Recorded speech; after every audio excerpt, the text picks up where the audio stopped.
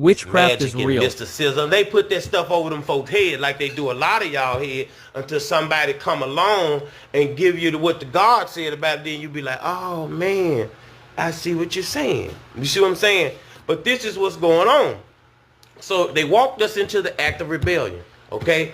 I explained the definition of rebellion to you. When you go against the establishment for any cause to have and you're gonna go against them for a justifiable means to an end, that's a rebellion. And they say most of the time it's unsuccessful. And I know that we know that it was unsuccessful. We got affirmative actions and we got things out of it. But come on, what we gonna do? We gonna talk about this for real, or we gonna sit up and fight for something and hold on to it, showing that it's still an irresistible influence taking over our mind? We trying to break the chain. Ephphatha, be open. Ephphatha, be open. We trying to bring all of this knowledge that we can bring so we can break the chain. There was a country that was put under a nap, a psychosis, okay? Put under a sleep in the 60s, and we ain't came out of it. It was a trance that transfers spirit. Okay? I just explained to you what Jesus said about the parable of the body being a house.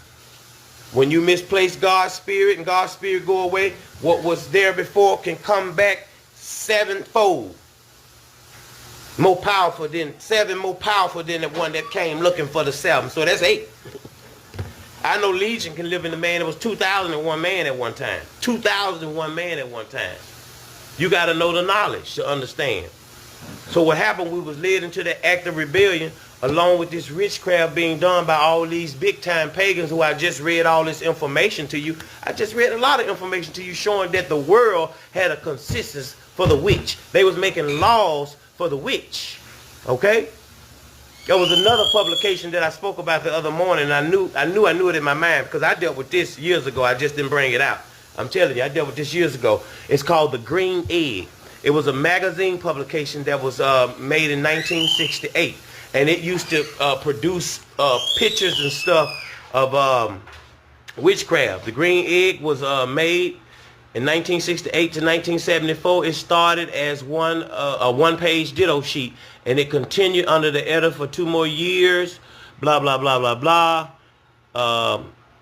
It was in the Encyclopedia of American Religions, and it became the most significant periodical in the pagan movement during the 1970s.